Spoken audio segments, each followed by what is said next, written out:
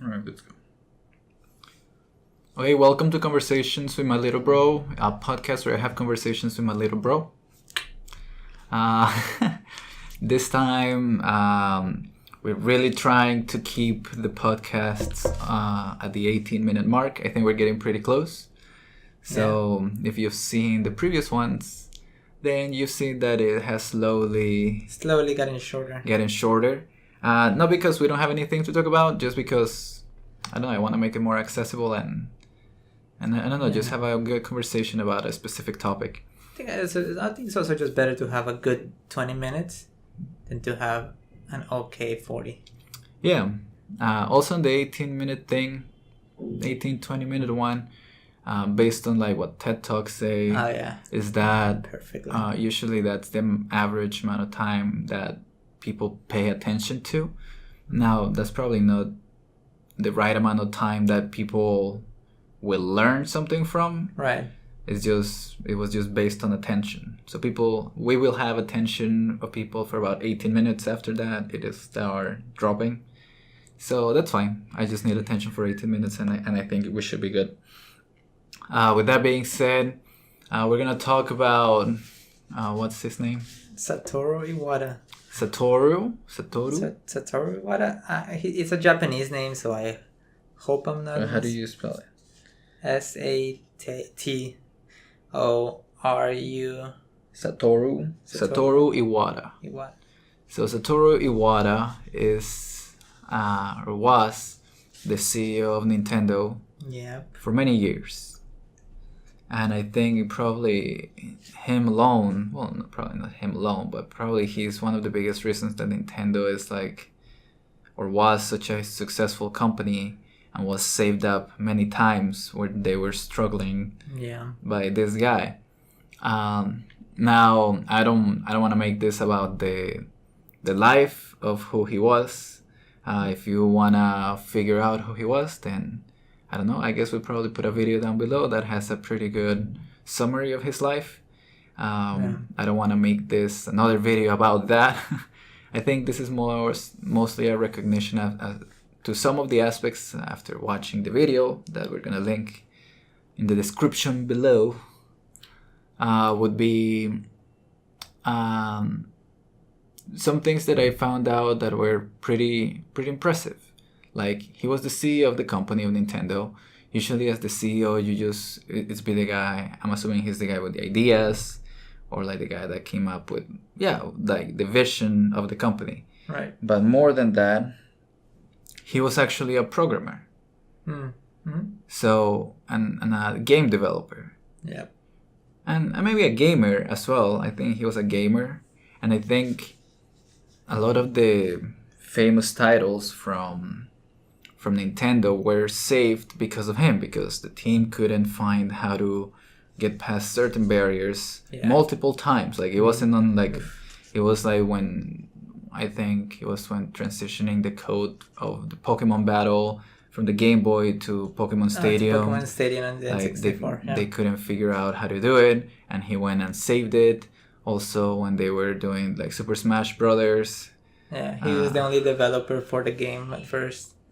Yeah, so there was that. Also coming up with the Nintendo Wii. He there's a famous story about how he wanted to make the Nintendo Wii look very friendly for everybody. So he was on a pitch meeting, like talking about the new console. He grabbed 2 DVD players, taped them together, and he's like, the console cannot be bigger than this size. Has to be smaller or at least this size. Cannot be any bigger. And so like a lot of the limitations of the Wii in terms of like graphics and all that stuff were because of that. But like, I mean, the Wii is the best selling Nintendo console ever. Besides the DS, but yeah. So the Nintendo DS, I think he was also part of that. And I mean, I think it's kind of fascinating because, like, I think as a CEO, usually you don't see a hands-on CEO, and a lot of the stories that the guy is just fixing problems, like he just goes into the code of the games, yeah, fixes it like himself, like he's the one that's like, okay, we don't know what we're doing. I think there was also a game that they were taking like 2 years. No, they were taking like 4 years to develop it, 4 or 6 years. Earthbound. Yeah, I think so. And then the way that they kept going, because they were trying to fix so many bugs, he told them. He looked at the code and then he told them, if you keep trying to fix what you currently have, it's gonna take you another 2 years Yeah. to complete the game. But if you just scratch everything off and we start from the beginning, it'll take us 6 months if you do it how I'm planning on doing it. And then that's what they did. They scratched everything off and they started, and in 6 months they delivered the game. But he was the responsible of like developing that and like telling them what was wrong and figuring out, it's like, look, you're doing it wrong. You have to do it this way. And kind of like that knowledge only comes from you don't expect. I guess I wouldn't expect the CEO. Like I don't expect the CEO of, I don't know, the Sony for the PlayStation or the Xbox to know how to code video games. This guy just literally knew how to get the games out there, and more than that, he was not just a developer. He also knew what people would like, and also he like had the vision and like knew how to manage people, and he knew how to manage people from reading how to manage people, not from experience. Like he read a lot of books about how to manage people, and he got a lot of his skills from that. Also, when like Nintendo was going through crisis, he gave up half of his salary. He gave up. I think at some point he like gave up all his salary. Yeah, so he wouldn't, so they wouldn't lose any employees. Yeah. And it's like he says, like if we start firing employees, like the employee morale is gonna go down, and he didn't want that. Now like this guy did everything. Did everything so right. He was also the first CEO at Nintendo to not be of the like family who created the company. Mm-hmm. Which is like, I mean, it's a huge, especially like in Japan, where like usually those companies are like that kind of thing is very family driven kind of thing. Mm-hmm. Yeah, he was a boss. He's definitely my favorite like game developer out there. I don't know. I love video games. Yeah, he also did Kirby. Yeah, he was the CEO of HAL Laboratories, which is the company that made Kirby, and he's the one that I think approved the project. Yeah. Yeah, and then it was created by Satoru Iwata, which is the guy who he helped make Smash with. So like, yeah, he's Satoru Iwata. Well, Satoru Iwata helped. Oh, sorry, did I say Satoru Iwata? The guy who created Kirby is called Sakurai. Okay. And Satoru Iwata helped Sakurai make Smash later on, he's also the creator of Kirby. Okay, so I think, I don't know, I really liked it. I didn't expect that from like I knew you would like it. I feel, I mean, I like his like the way that video starts, because he gives a quote that's like, you know, to you guys I'm the CEO of Nintendo, but in my mind I'm a game developer, and in my heart I'm a gamer. It's like, I don't think, like, you know, so I feel like some executives would say that, but like he actually meant it, and that was who he was. Like, everything he did. It seemed like nobody thought he was gonna die. Yeah, he was like, I always compare him to Steve Jobs, because he's like, he died so young. Like he died relatively young. He died of cancer. He had like surgery, and people thought he was gonna make it, but he kind of came out of nowhere when one day everybody just found out he was dead, and it's like, oh fuck. People thought Nintendo was screwed after that. So who's currently running Nintendo? There was a guy who... And is he worth it? Is he or she worth it? Well, he was just there temporarily to replace Iwata. I think they just moved it to somebody else. I think they just gave the CEO position to somebody else. But I don't know. I don't know who they are. Yeah, I don't know who they are. I don't think they're definitely not Iwata. And then the new CEO is the one that came up with the Switch? No, Iwata was already developing the Switch before he died. Yeah. He knew that he had to fix things after the Wii U failed so badly. Mm-hmm. So yeah, they were already in the progress. It's like Steve Jobs and the iPhone 5. It's like the iPhone 5 was in development while Steve Jobs was alive, and I think that was the last iPhone he ever worked on. Okay. So the Switch is like what he was working on, the Nintendo Switch. Yeah. Like now somebody has to carry the torch. Yeah. How's that gonna happen? I don't know, but I think it'll be fine. I think he did a lot of things right. Where when he became CEO, one of the first things he did was he met with all of the major game developers, and he realized that if that he was a game developer and he got promoted to CEO, and he needed, in order to have people who understand how to make games, like how to run a company, like if he wanted to run a company that makes games, he needed to have people in the like main positions be game developers, because those are the people who understand how games are made. So he promoted like Miyamoto, which is the guy who created Mario, Okay. and like a bunch of other people into higher positions like in the company that were not just game developers, because he knew that like those people will know how to like, those people know about games. They're not executives, they're not businessmen, they're gamers, you know. Okay. So he did a lot of that. So I think the company is run by people who love video games and know how to make games. So I think in a way he made it safe for him to die. Okay. With that said, like, do you think like in the video game industry, is there a reason for anybody to come up with a new console, or like are we already at the peak? Like, or even if we're not at the peak, like, even if the graphics can be better, do we really need them to be better? Like, I think that's what Nintendo was all about. Like, you don't need to have like good graphics. Yeah, Nintendo's never been about graphics. The last time they tried about graphics was the GameCube. But the GameCube didn't do so well, which is why they were like, we need to change the strategy up. It's like the Wii was all about bringing the most players in that didn't play games. You know, that's why the Wii was known to be like the console that like grandmas played. Okay. Like everybody played the Wii. It was like a fad. Like it wasn't just like kids. It was everybody. Everybody had a Wii. It sold 100 million copies. Like. Okay. So Nintendo's always been about accessibility, and like that games are supposed to be fun and that games are for everybody. And so when they make a new console, their main focus is usually a new way to play games.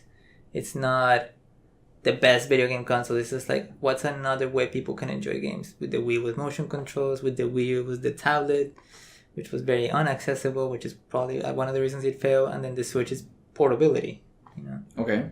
But like with that said, it's like, is that the like, are we ever gonna get to a point where like, all right, those are the consoles and now people are just gonna come up with games for those consoles? Or is there gonna be like a new console that like, okay, now we all have to make games for that next console? Well, it's been like that for a long time. The like console cycle, where it's like every 5-10 years, 5-7 years, we get a new set of consoles. Yeah, but obviously, at the time, graphics have definitely improved, and like the way that the processors and everything that works is just much better. Yeah, so people are predicting that, like you said, that we're gonna get to a point where we won't need to make the new consoles, because pretty much all that needs to be worked on is games, because those consoles already are maxed power. Like, you don't need to have a new console. And people are saying that that's probably going to be the next generation. Like, the next generation is probably going to be the last. The last? At least so for like, a is long the Nintendo time. Switch going to have like a next Nintendo Switch? I think what they're going to do is they're going to do what they did with the 3DS, which is they're going to release a Switch with just better specs. Like the same way you would release a laptop with better specs. Like it's just the same Switch, but like maybe more portable, more... Maybe more comfortable, maybe more power. Maybe it can run 4K, you know, some shit like that. But it's still the same console. But I think it's still going to be the same console, yeah. But like anything after, like a new one. It's hard to tell, but if anybody's going to do it, I think it would be Nintendo. What about the other ones, like Xbox or PlayStation? They have different goals.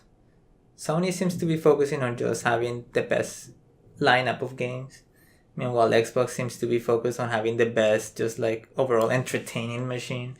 So they want to make it into like not only like a gaming machine, but like also to stream TV, Netflix, and also to be a computer. That's why it runs pretty much the same OS as Windows. Mm-hmm. So they have like different goals.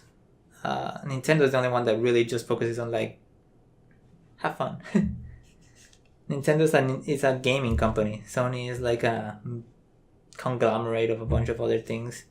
Xbox is Microsoft. So like they all have bigger goals. Nintendo's main focus is just like play games. Okay. Yeah. I don't know if I have anything else to add. It was just like a cool view. I don't play games much. I'm just nerding out here. If I was to get a console, I would get the Nintendo Switch. Just because I think it's cool. It's just very easy to play. It's definitely very accessible. For me, accessibility is key in anything. Like, it has to be very intuitive. Yeah. If it's not intuitive, like, there's just a big barrier. Before, with like a PlayStation, I would get it, open up the CD case, put it in, close it, turn on. So like, but now the PlayStation is like, I don't even know where the CD goes in. I don't know if I'm supposed to stand it vertically or horizontal. It has like a couple of things. And when I turn it on, it doesn't go directly to the game. Yeah, there's like a bunch of menus. It's like a bunch of menus. It's like, I don't know what's happening. All I wanted to do was play a video game. Why does it have to be so difficult? Yeah. But the Switch is, you've seen the Switch. Yeah. So I just select the game and it goes. And then you turn it off, then you turn it back on, and you go back to the game. Like the one you were playing. Yeah, which still kind of blows my mind. I don't know how that works still. We'll be playing like in a game, and then like we'll put pause, and then we'll go maybe to the kitchen to get food, and I'll turn off the console, and you'll be like, "Why did you turn it off?" And you'll be like panicking, like, "What happened? What did you do? What did you do?" And I'm like, "Oh, it's fine. It's still there. Like you turn it back on, and the game's still there on pause, and you're like, what the fuck?" I don't know how that works. It's kind of mind blowing. I'm like, does it still run while it's still off? Like, what is happening in there? But yeah, so accessibility is definitely key. I think that's why the Switch is like, oh, that catches my attention. The only thing is that I don't know what games I would play. You need the internet. There's Mario Kart, but there's... Why? I play a lot of Zelda. Apparently, I think maybe Zelda. So that's great. Oh my god, I can vouch for Zelda any day. Zelda, and then obviously the Super Mario that you... Yeah. Odyssey, yeah. With Cappy. But yeah. Anyway, that's it. I didn't have any much of a topic of conversation. I don't know, that's okay. I enjoyed this. I managed to geek out, which I like to do. Nothing specifically that I thought about today that I was like, hey, we need to have a conversation about this. That's like the only new thing that I experienced today. Yeah. Just watching the story of that guy, Satoru Iwata. I thought you would like the video. Yeah, it's kind of sad that he died. Yeah. And I don't know, never thought of it. Yeah, I think that's what happened with him, honestly, because a lot of people were not happy with him during the Wii U era. They were blaming him for the company's failure and stuff, but like nobody knew the full story. At least most people didn't know the full story until he died. And then people were like, "Oh shit, this guy was Nintendo's hero. And he wasn't the villain." All right. So that has been Conversations with My Little Bro, where I have conversations with my little bro. I don't know. See you next time.